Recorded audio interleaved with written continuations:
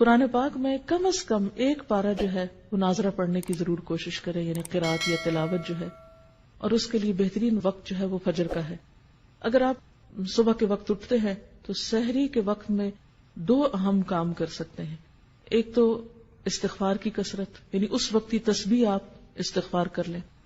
آپ اگر اس وقت مزید نفل پڑھنے کا وقت نہیں ہے، سحری لگا رہے ہیں، کام کر رہے ہیں، گھر والوں کو جگا رہے ہیں اور کچھ نہ کچھ کام آپ کے ذمہ ہے، تو چلتے پھرتے استغفار کو لازم کر لیں، کیونکہ تیسرے پارے میں آپ نے پڑھا تھا سحری کے وقت وہ استغفار کرتے ہیں، تو اس وقت آپ کثرت سے استغفار کریں۔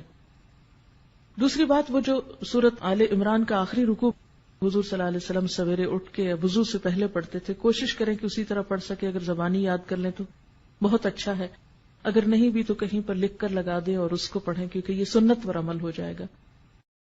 اب ہوتا کیا کہ عام طور پر خواتین کیا کرتی ہیں، آپ نے سحری کی، مرد حضرات تو چلے گئے مسجد، آپ پیچھے سے کچن صاف کرنا شروع کر دیتے ہیں۔ کچن ہو جائے گا صاف، ہٹ جائیے وہاں سے، آئیے مسواک بہت اچھی طرح کیجیے اور اچھی طرح وضو کیجیے اور طویل فجر کی نماز پڑھیے، کیونکہ نبی صلی اللہ علیہ وسلم فجر کی نماز ساری نمازوں میں لمبی پڑھتے تھے۔ افسوس یہ کہ ہمیں قرآن کا اتنا حصہ یاد نہیں، لیکن جو بھی لمبی سے لمبی صورت یاد ہے اس کو اس میں پڑھنے کی کوشش کریں۔ دوسری چیز جو اس سے پہلے کرنے کی ہے وہ تلاوت قرآن ہے۔ ان قرآن الفجر کان مشہودا، اس کو مس نہ ہونے دیں، جتنی توفیق ہے۔ جو لوگ زیادہ تیز پڑھ سکتے ہیں وہ کم از کم پارہ پڑھ سکتے ہیں، زیادہ بھی پڑھ سکتے ہیں۔ تو سورج نکلنے سے پہلے تک آپ کیا کریں، فجر کی نماز اور تلاوت میں وہ وقت گزاریں، وہ بہت عبادت کا بہترین وقت ہے۔ پھر اس سے پہلے کہ سورج طلوع ہو آپ کیا کریں، صبح شام کی دعائیں جو ہیں مسنون اذکار وہ کر لیں۔ صبح شام کے مسنون اذکار یعنی وہ دعائیں جو نبی صلی اللہ علیہ وسلم صبح شام پڑھا کرتے تھے، آپ مسنون دعاؤں کی کسی بھی کتاب سے لے سکتے ہیں۔ اس سلسلے میں ایک کتاب وَإِيَّاكَ نَسْتَعِينُ کے نام سے الہدا سے شائع کی گئی ہے۔ اس میں ان دعاؤں کی سند، فضیلت، پڑھنے کا طریقہ اور اردو اور انگریزی ترجمہ بھی موجود ہے۔ تو اگر زبانی نہیں آ تو آپ دیکھ کر پڑھ لیں۔ پھر کیا ہے کہ سورج نکل آیا، اگر اس وقت آپ تھوڑا سا اور انتظار کر لیں یہ ذکر اذکار کر کے، تو 2 نفل جو ہیں وہ پڑھ کے پھر آپ اٹھے۔ لیکن اگر بیچ میں آپ کو بچوں کو اسکول بھیجنا ہے یا کوئی اور کام کرنا ہے تو آپ وہ کام کر سکتے ہیں، کر کے آ کے 2 نفل ضرور پڑھ لیں، کیونکہ وہ جو 2 نفل ہیں وہ دن بھر کے لیے کافی ہیں، آپ کو اللہ تعالیٰ بہت سے آپ کے کام اپنے ذمے لے لے گا۔ اس کے بعد پھر تھوڑی سی ہلکی سی دعا کر کے پھر آپ کچن میں چلے جائیں۔ اب آپ دیکھیں گے، اب آپ جو کچن میں جائیں گے برکت بھی ہوگی، راحت ہوگی، دل کی عجیب خوشی ہوگی۔